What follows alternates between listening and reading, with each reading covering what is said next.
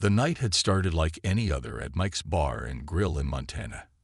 Tom Bradley wiped down the counter with practiced ease, his weathered hands moving in familiar patterns across the worn wood. The clock above the liquor shelf showed 11:30 p.m., and the usual crowd had thinned to just a handful of regulars. 20 years as a Marine followed by 5 years of bartending had given Tom an eye for trouble. He could spot it coming through the door before it even ordered its first drink. But nothing in his experience had prepared him for what walked in that night. The bell above the door chimed. 3 tall figures in business suits entered, moving with strange, almost mechanical steps. Tom's hand paused mid-wipe, and the bar rag hung forgotten in his grip. Something was off about these people. Old Joe, the retired ranch hand nursing his usual whiskey at the counter, turned to look. His eyebrows rose slightly. Then he turned back to his drink. But Tom noticed how Joe's shoulders had tensed. The 3 newcomers approached the bar in perfect unison, their feet hitting the floor at exactly the same time. Their suits looked expensive but fit oddly, as if they weren't quite sure how clothes should hang on a body. Their skin had a grayish tinge that even the bar's dim lighting couldn't hide. "Good evening, fellow humans," the middle one said, its voice sounding like someone had typed words into a computer and pressed play. "We would like to purchase your fermented grain beverages, as is customary in these establishments." Tom kept his face neutral, years of military training kicking in. "Sure thing. What's your poison?" The 3 looked at each other, and the one on the left spoke with the exact same computer-generated voice. "We do not wish to purchase poison. We were informed this was an establishment for alcoholic consumption." A few of the regulars at nearby tables tried to hide their smiles behind their drinks. Tom noticed how they were all subtly shifting in their seats, old instincts waking up. Bill, the local hardware store owner and former Army sergeant, had already moved his chair to face the door. Mary, who taught self-defense classes at the community center, had stopped pretending to watch the game on TV. "Just a figure of speech," Tom said calmly, reaching for a glass. "How about I start you folks off with our local beer?" The middle figure nodded, the motion too sharp and precise. "Yes, we will each consume 1 beer, as is normal for humans in this situation." As Tom pulled the draft handles, he watched their reflections in the mirror behind the bar. Their heads didn't move naturally. They turned in exact degrees, like security cameras scanning a room. Through the gaps in their suit sleeves, he caught glimpses of what looked like scales rather than skin. He set 3 beers in front of them, foam running perfectly down the sides of each glass. The one on the right reached for its glass and lifted it toward what passed for its mouth. Tom's eyes widened slightly as he noticed the beer passing straight through what should have been solid glass, as if the liquid was being teleported directly into the creature's body. Old Joe's whiskey glass stopped halfway to his mouth. Bill's chair scraped quietly against the floor as he stood up. Mary's hand closed around her pool cue. Tom cleared his throat. "You folks aren't from around here, are you?" The middle figure turned its head exactly 45 degrees to look at him. "We are perfectly normal human travelers engaged in perfectly normal human activities." "Right," Tom said, his hand sliding beneath the counter to where he kept an old baseball bat. "And I'm the Queen of England." The temperature in the room seemed to drop several degrees. The regulars, all 6 of them, had gone very still, the kind of stillness that comes before quick movement. Tom noticed how they had unconsciously spread out to cover different angles of the room. The 3 figures stood in perfect synchronization. "We appear to have been compromised," the one on the left said. "Threat assessment protocol initiated," added the one on the right. Tom sighed. It was going to be one of those nights. The 3 figures stood unnaturally still at the bar counter, their bodies rigid like store mannequins. Tom kept his hand near the baseball bat, watching as they attempted to mimic human behavior, and failed spectacularly.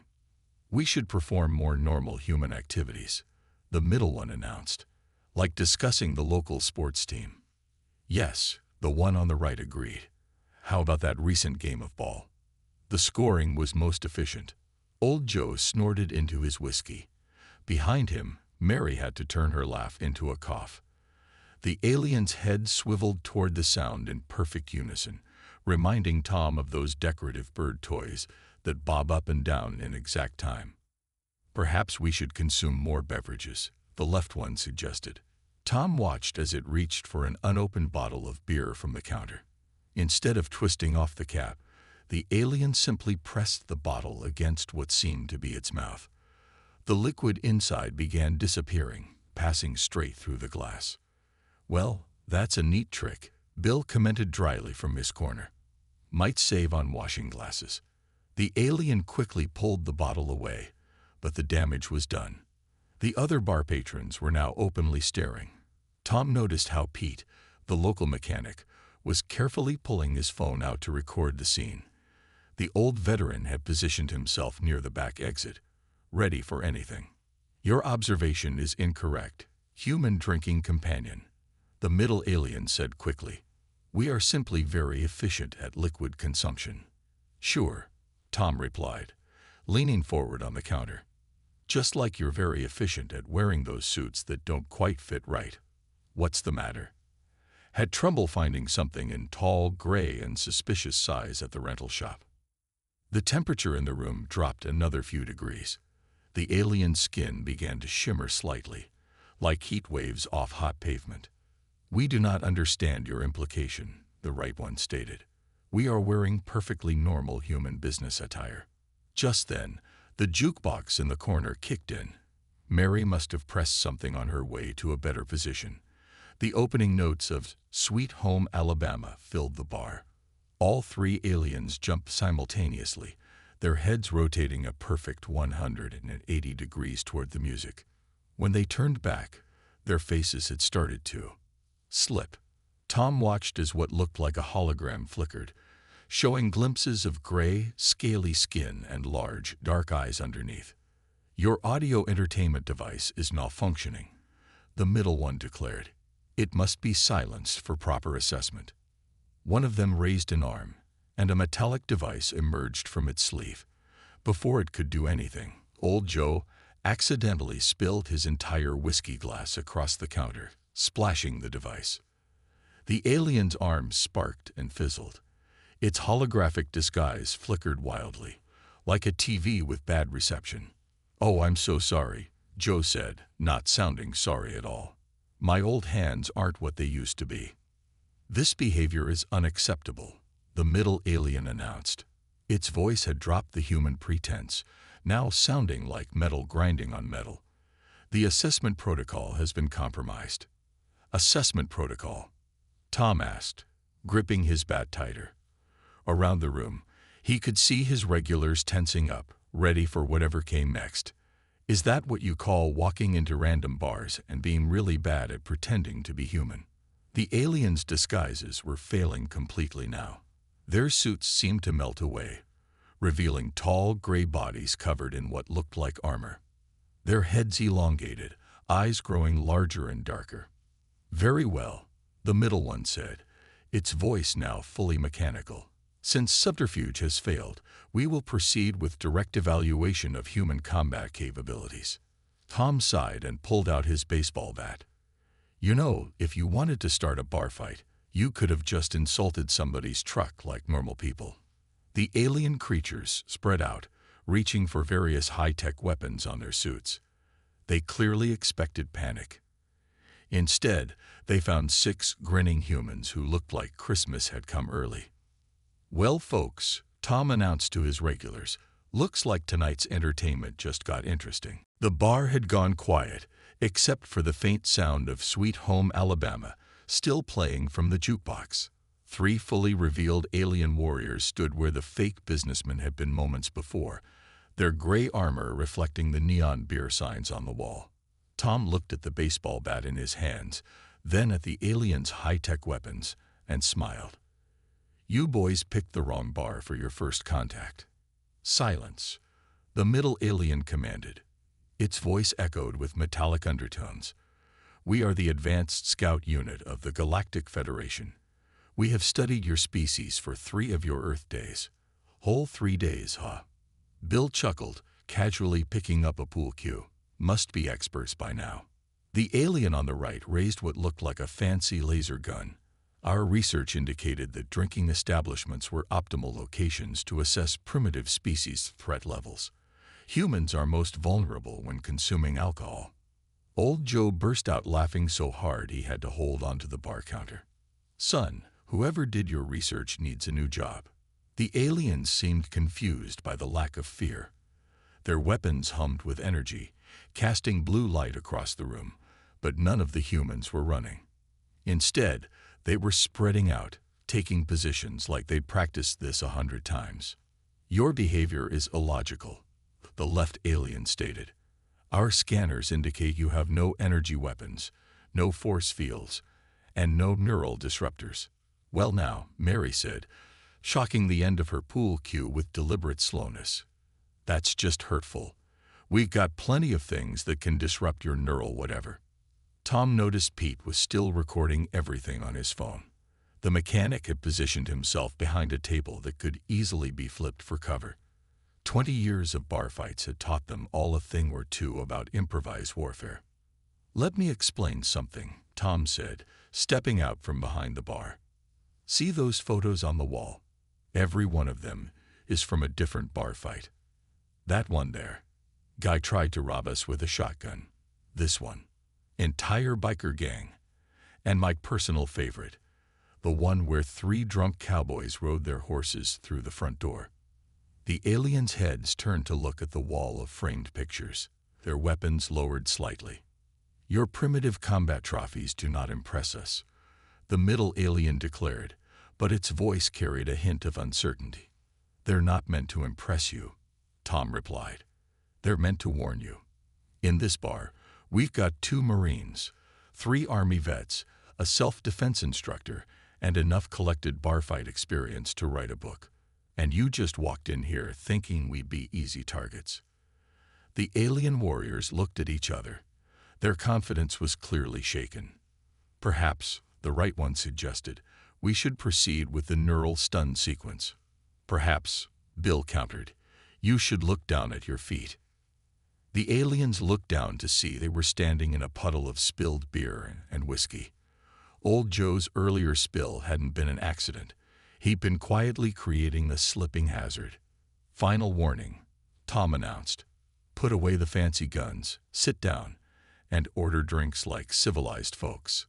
Otherwise, he gestured at his regulars, who were all armed with pool cues, bar stools, and in Pete's case, a large wrench from his pocket. The middle alien raised its weapon. You leave us no choice. We will now demonstrate the superior technology of the Galactic Federation. Have it your way, Tom sighed. He nodded to Mary, who had quietly made her way to the jukebox. She pressed a button, and Sweet Home Alabama was replaced by We Will Rock You. The heavy beat filled the bar as Tom raised his baseball bat. Just remember, you aliens started this. We're just going to finish it. The aliens raised their weapons, energy crackling. The humans gripped their improvised weapons, grins spreading across their faces. And then all hell broke loose in Mike's bar and grill. The first alien blast hit nothing but air, leaving a smoking hole in Tom's Monday Night Football poster. Before they could fire again, all hell broke loose in perfectly coordinated chaos. Mary launched a pool ball with professional precision. It bounced off 3 cushions and slammed into the lead alien's weapon, knocking its aim off. The high-tech gun fired into the ceiling, showering the room with bits of plaster. My bar, Tom shouted, more annoyed than scared. He swung his baseball bat in a practiced arc, connecting with the middle alien's armor. The sound was like hitting a gong. You're paying for that ceiling. The aliens activated their personal force fields, creating shimmering bubbles around themselves. They looked smugly at the humans, until Old Joe's thrown whiskey passed right through the energy barrier and splashed across their faces.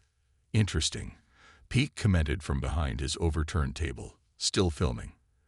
Those shields only stop fast-moving objects. Guess they never thought about liquid weapons. Bill and Mary worked together like they'd rehearsed it. She rolled another pool ball across the floor, while Bill charged forward with his pool cue. The alien tried to track both threats, stepped on the ball, and went down hard. Its armor clanged against the wooden floor. "What is this primitive combat technique?" the fallen alien demanded, trying to stand up in the puddle of spilled drinks. "We call it using what's handy," Tom replied, dodging a laser blast that turned his favorite beer tap to slag. Like this. He grabbed a bowl of bar nuts and threw them into the alien's face. The tiny projectiles passed through the force field like it wasn't there. The third alien backed toward the jukebox, its weapon switching between targets. Our combat simulations did not prepare us for this level of adaptive warfare. "That's because you can't simulate barstool foo," Mary shouted. She demonstrated by sliding a barstool across the floor like a battering ram. It swept the alien's legs out from under it, sending it crashing into the jukebox. The machine burst to life, randomly blaring "Take Me Home," Country Roads. Pete had switched from filming to using his mechanic skills. He threw a handful of ball bearings across the floor, creating an improvised minefield of rolling hazards. "Watch your step, everyone," he called out cheerfully. The aliens tried to regroup, but their fancy armor wasn't designed for getting up from slippery floors. Every time they started to stand, someone would throw more drinks, nuts, or bar pretzels their way. Their force fields, designed to stop bullets and energy weapons, were useless against the barrage of bar snacks and pool balls. "Cease this primitive assault," the lead alien commanded, its voice garbled by a face full of beer nuts. "Primitive," Bill laughed, jabbing his pool cue like a spear. "Sorry, but Earth bar fights are an advanced combat art form. We've been perfecting this for centuries." Tom vaulted over the bar counter, his marine training showing as he rolled and came up swinging. His bat connected with an alien weapon, sending it spinning into the dartboard. Rule 1 of bar fights: use the environment. The aliens tried to switch tactics, attempting to fire their weapons from the ground. But the humans had the high ground. Literally, as Mary and Bill had climbed onto tables for better angles with the pool balls. "Should we deploy the neural disruptor?" one alien asked desperately. "Negative. These humans are already disrupted. Nothing is working according to protocol." Old Joe calmly took a sip of his rescued whiskey. "Protocol? In a bar fight? Bless your hearts." The aliens huddled together, their armor dented and covered in various bar snacks and drinks. Their force fields flickered weakly, and their weapons seemed to be malfunctioning from all the spilled liquids. "Perhaps," the middle alien said, its voice slightly panicked, "we should consider a tactical retreat." Tom grinned, twirling his bat. "Already? But we haven't even started throwing the hot wings yet." The three aliens huddled near the jukebox, their once shiny armor now dented and covered in bar snacks. The middle one tried to wipe beer from its face sensor, only managing to smear it worse. "This is impossible," it complained. "We have conquered 12 star systems." "Yeah," Tom called out, tossing a hot wing in his hand like a grenade. "But have you ever won a bar fight in Montana?" The aliens raised their weapons again, but Mary was faster. She launched another pool ball, this time hitting a hanging lamp. The lamp swung down, casting wild shadows that confused the aliens' targeting systems. Their shots went wide, creating new holes in Tom's wall of bar fight photos. "Those pictures," Tom said, shaking his head, "were historical records. Now it's personal." Pete had stopped filming and started mixing drinks, not for drinking, but for warfare. He lined up colorful shots along the bar counter. "Hey aliens, ever heard of a flaming Dr. Pepper?" Before they could respond, Bill lit the drinks on fire and Tom used his bat to send them flying. The aliens' force fields couldn't stop the burning liquid. They scrambled apart, smoking slightly. "Our armor is rated for plasma bolts," one alien shrieked. "How is this primitive ethanol-based weapon penetrating our defenses?"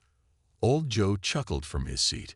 "Son, humans have been turning alcohol into weapons since we invented it. Speaking of which," He pulled out his silver lighter and tossed it to Mary. Mary caught it with a grin. She grabbed the bottle of cheap tequila from behind the bar, the stuff they used to clean drains when they ran out of actual drain cleaner. Fire in the hole. The aliens, still trying to understand why their advanced technology was failing, looked up just in time to see Mary create an improvised flamethrower with the lighter and tequila. They dove apart as liquid fire rained down. Tactical analysis. The lead alien shouted. These humans are utilizing chaos theory in combat. Nah, Bill replied, sliding another pool ball across the floor like a bowling ball. We're just really good at making things up as we go. The ball hit its mark, sending one alien stumbling backward into the dartboard. Dozens of darts fell, sticking into the gaps of its armor. It looked like a very confused metallic porcupine. Command. It squealed into its communicator. The humans are employing advanced psychological warfare. They appear to be enjoying combat. Tom looked at his regulars. They were all grinning, even Pete, who had created a makeshift catapult using a serving tray and the bar's rubber floor mat. He was launching handfuls of wasabi peas with shocking accuracy. Of course we're enjoying it, Tom said, ducking under a wild laser shot. This is the most fun we've had since the Thompson twins tried to rob us with water pistols filled with hot sauce. The aliens attempted to regroup again, but the floor was now a disaster zone of spilled drinks, bar snacks, broken glass, and rolling pool balls. Their advanced combat programming had nothing in its database about fighting humans armed with bar furniture and burning alcohol. What about the neural stunner? The right alien suggested desperately. Negative, the middle one replied. In their current state, stunning their brains might make them more dangerous.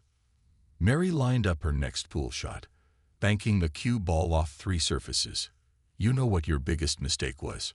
The ball hit its mark, knocking the last working alien weapon into the trash can. You thought a bar full of drunk humans would be easy targets, she continued. But you forgot something important. What's that? The lead alien asked, backing away from Tom's approaching bat. This is where we practice being human, Tom answered. All the crazy stuff, all the wild ideas, all the impossible things we try after a few drinks. That's not our weakness. He raised the bat as all his regulars moved in, armed with pool cues, bar stools, and various improvised weapons. That's our secret weapon. The 3 aliens sat on bar stools, their once impressive armor now dented, scorched, and decorated with various bar snacks. Empty glasses lined up in front of them. Tom had insisted that if they were going to surrender, they should at least do it properly. We don't understand, the middle alien said, its voice module crackling from beer damage. Our weapons were superior. Our technology was advanced. Our combat training was extensive. Tom wiped down his baseball bat and hung it back behind the bar. And yet you got beat by bar snacks and pool balls. Perhaps, the left alien suggested, picking a dart out of its shoulder joint, we should explain to command that humans require additional study before any invasion plans proceed. Bill laughed from his seat nearby, where he was chalking his victory marks on his pool cue. Invasion plans, after you couldn't handle 1 bar in Montana. The aliens looked at each other, their large eyes blinking in sync. The right one pulled out a small device. Everyone tensed. But it turned out to be just a data pad. We must record this for future reference, it explained. How did you defeat our force fields? Mary grinned, racking up the pool balls. Simple. Your shields were designed to stop fast things, right? Bullets, lasers, all that fancy stuff. But what about slow things? Liquids. Small objects moving just under the shield's activation speed. The aliens frantically took notes. And your armor, Pete added, still picking wasabi peas out of his makeshift catapult. All those fancy joints and sensors. Perfect targets for drinks and bar snacks. Bet you never tested it against sticky beer and hot sauce. More frantic note-taking. Old Joe finished his whiskey and leaned forward. But you want to know your real mistake. The aliens looked up from their pad. "You thought drinking made us weaker," Joe continued. "That alcohol was a disadvantage. Shows what you know about humans." Tom nodded, pulling out fresh glasses. "See, bars aren't just places to drink. They're where humans go to socialize, to relax, to tell stories. And sometimes, to practice improvised combat techniques," the middle alien exclaimed, seemingly proud of understanding.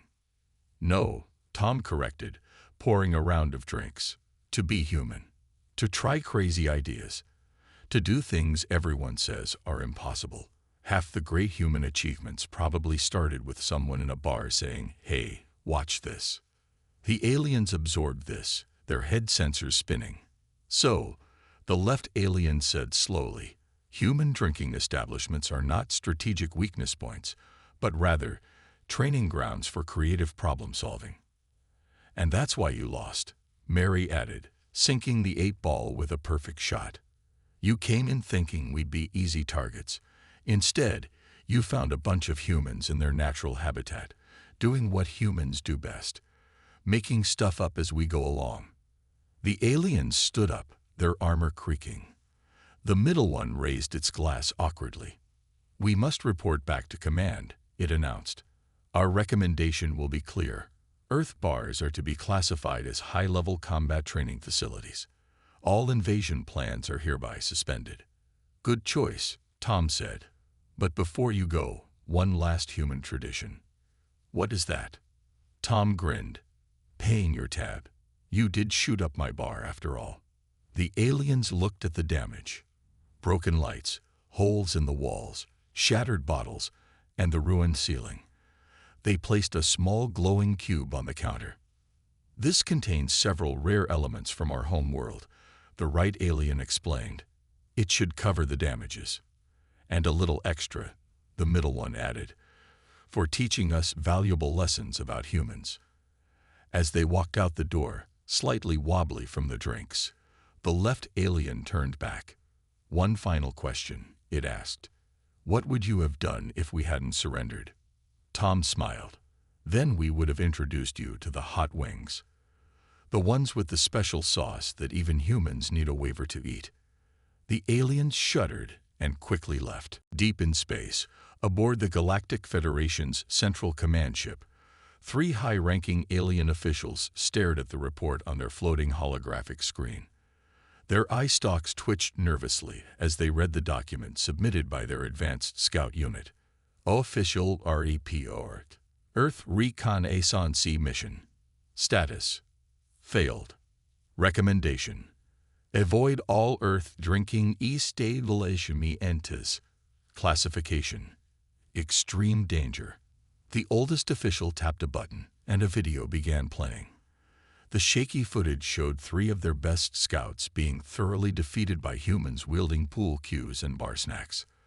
The middle official winced as he watched one of their elite warriors slip on spilled beer and get pelted with flaming shots. "Is this some kind of joke?" the youngest official asked. "These are our most advanced combat units." The video continued, showing their scouts' force fields failing against thrown peanuts and pool balls. A human female could be seen using a pool table like a tactical command center, while an older human calmly sipped his drink and gave combat advice. According to the report, the middle official read, "The human showed no fear of our advanced technology. Instead, he paused, checking if he was reading correctly, turned their recreational beverages into weapons." The oldest official raised all 3 of his eye stalks. "Keep reading." Scout Unit reports that Earth bars are actually sophisticated training grounds where humans practice creative problem-solving and improvisational combat techniques. They note that human social drinking appears to enhance rather than diminish their combat effectiveness. On the screen, they watched their scouts try to use neural disruptors, only to discover that slightly intoxicated humans were somehow more dangerous and unpredictable. "There's more," the middle official continued. "Scout Unit warns that every item in a human bar can become a weapon. They've included a list." The list scrolled across the screen. "Pool cues, multi-purpose combat staffs, bar stools, Mobile defensive barriers. Beer, shield-penetrating liquid weapon. Hot sauce, chemical warfare agent. Bar nuts, small caliber projectiles. Pool balls, heavy artillery. Music device, psychological warfare tool. Floor, tactical advantage through controlled chaos. The youngest official shook his head in disbelief. Surely this can't be representative of all human drinking establishments. Another video clip played, showing their scout's final interview with the human bartender. They listened as Tom explained about the wall of bar fight photos, each representing a different victory. According to this, the middle official said, there are millions of these training facilities across Earth, each with its own combat veterans and specialized techniques. The oldest official stood up, making his decision. Send this message to all Federation forces. Earth is hereby classified as a Class X civilization. Class X. The others gasped. This was a designation reserved for species too unpredictable and dangerous to confront directly. Indeed, the oldest official confirmed, any species that can turn recreational facilities into combat training grounds and social beverages into weapons is not to be underestimated. Back on Earth, Tom hung the alien's glowing cube on his wall of bar fight trophies. The repair crew had already fixed the ceiling and walls, though he kept one laser blast mark as a souvenir. You really think they'll stay away? Mary asked, practicing her pool shots. Tom smiled, watching the cube cast a soft blue light over his collection of victory photos. Well, if they're smart, they will. If not, he glanced at his baseball bat behind the bar. We'll just have to teach them another lesson about human hospitality.